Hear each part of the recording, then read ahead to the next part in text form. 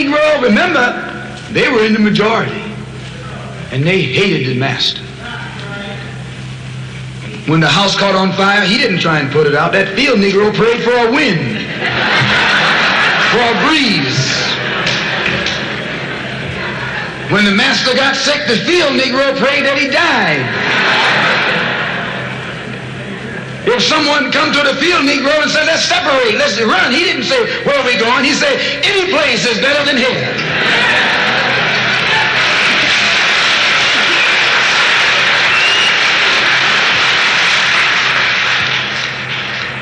You got field Negroes in America today. I'm a field Negro. The masses are the field Negroes. When they see this man's house on fire, you don't hear these little Negroes talking about our government is in trouble. They say the government is in trouble.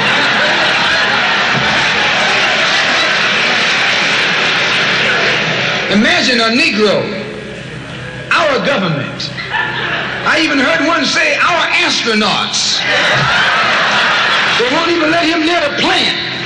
And our astronauts, our Navy, that's a Negro that's out of his mind. That's a Negro that's out of his mind.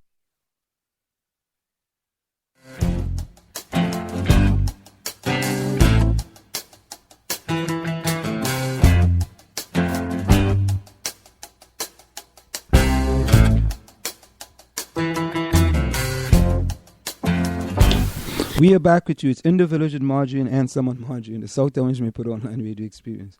Coming to you every Monday through Friday from 8 to 9:30 p.m. That's 8 to 9:30 p.m. You can reach us here at 973-327-3626. That's 973-327-3626. You can like us on Facebook at facebook.com/SoMore Radio. That's facebook.com/SoMore Radio. You can tweet us at SoMore Radio. That's at SoMore Radio. So Margie, what is your... And I'm not trying to get you to agree or disagree with me. Okay, I'm just trying to get an informed opinion on, something that happened that I felt that it should not have happened. And it was very, very distressing for something like that to happen. It was sad.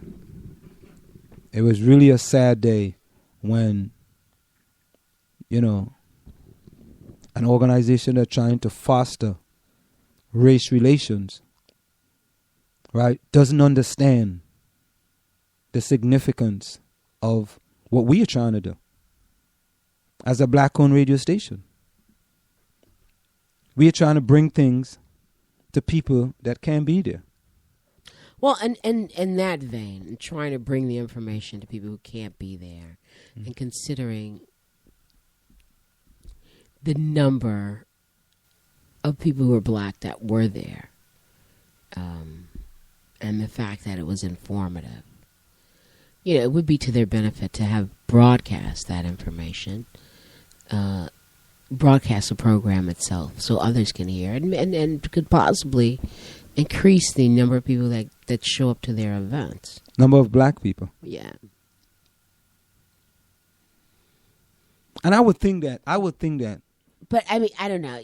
But let me give you an example. They have never reached out to the South Orange May Put Online Radio Experience to do anything. Never.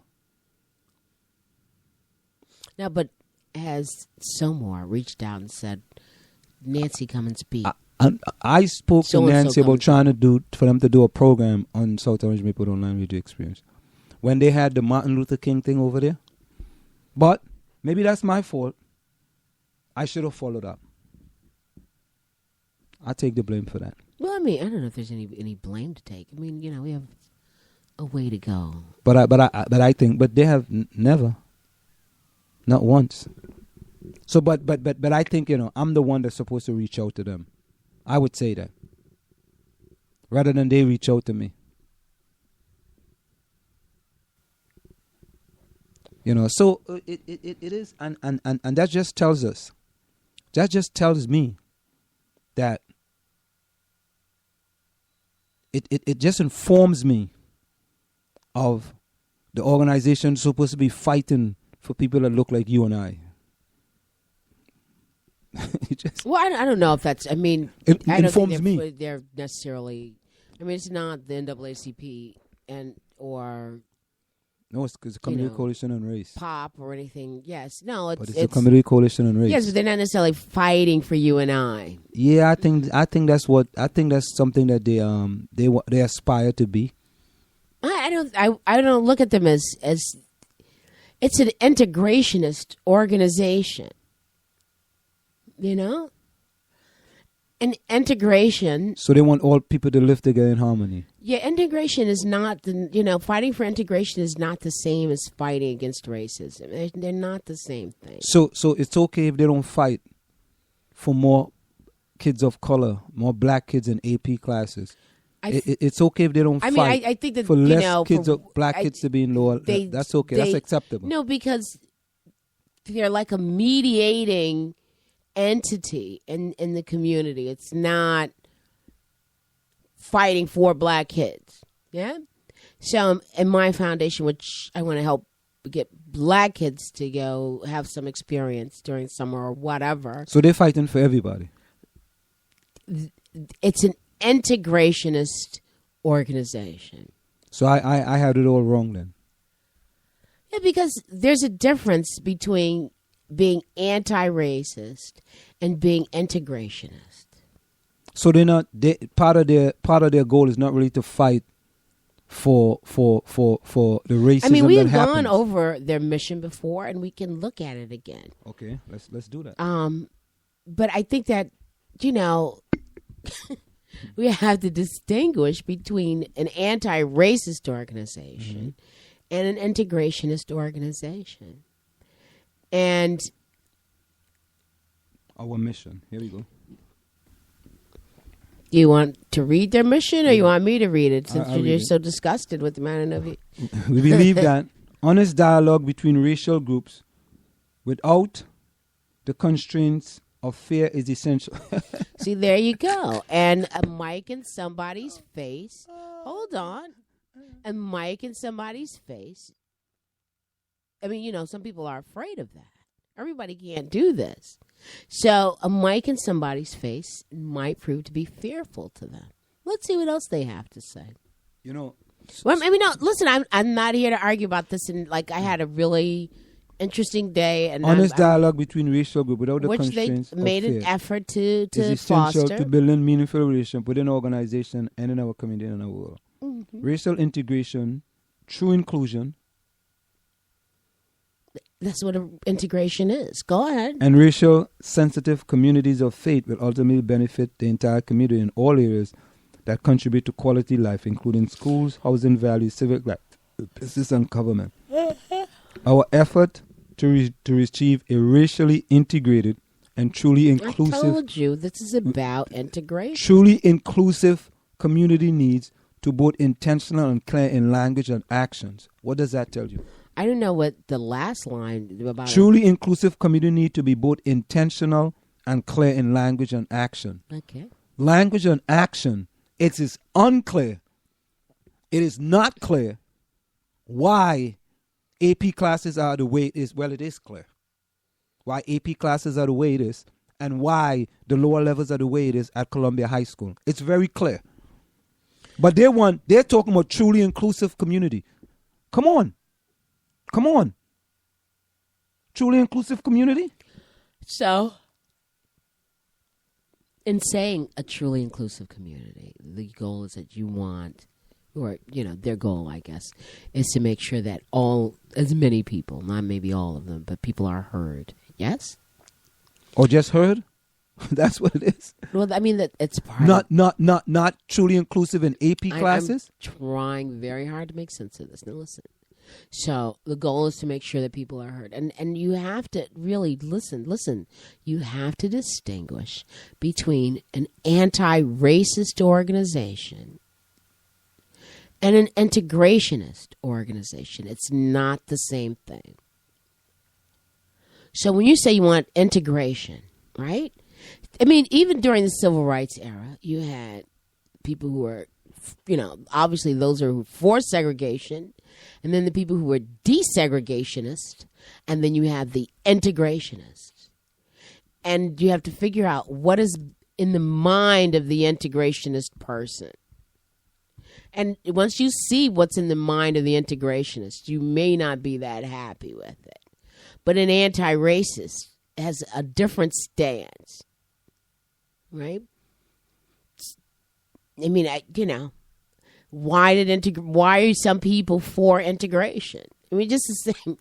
There are many articles that are sort of alluding to that lately that have been popping up online, especially considering the people that, I'm reading stuff on. And the goal of integrate. Well, listen, oh God, I'm tired. My head. I've had a headache all day. So what do you see there? So to desegregate means that you and I can go, me, you, and every other race or creed or, orientation can go work and live amongst each other. But, there's not intentional colored over here and white over here. But the integration is that you become part of what we are. Mm-hmm. And an anti-racist is fighting against the belief that there's superiority. The integrationist doesn't necessarily say that. They just want to pull you in so you could be part or in with them, because you being with them is going to make a better you, black person. So it's, and people will say, we're this whole idea of, even with the Brown versus Board of Education and the doll test and all of that, they felt that black people would function better if they were around white people, so they would learn the ways of white society. That's not, the anti-racist doesn't care about that. They just say, don't mess with me. You might believe you're superior. Don't believe you're superior. So they're two different goals there.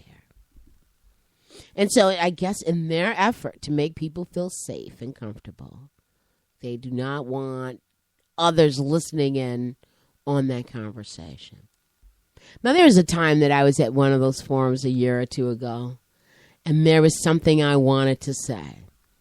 I really want, and it was probably about microaggression, but I hadn't had a grasp of that term yet.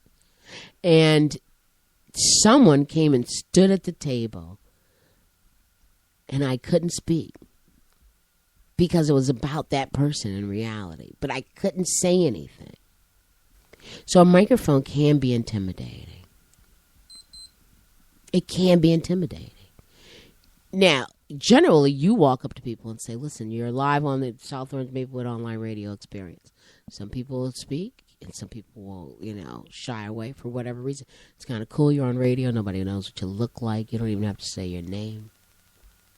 Nobody has to say. I didn't ask anybody their name. I know. Nobody was identified by name. I mean, you have to go listen to the recording and say, oh, I think this is that person. I think that is that person. I mean, you'd have to be, and that's really digging, and there's nothing, I mean, everybody doesn't have any majorly distinctive. It was nothing nefarious trying to they were making an issue when there really wasn't an issue. They made it an issue. That person made it an issue because I was doing it. As a matter of fact, the chairperson, I was recording, and I said, yeah, it's a Soma, we are live. And she was speaking without a problem. The person came and spoke to that person, and that same person who I already recorded came now and telling me to stop doing the recording. And as a matter of fact, she's on mic.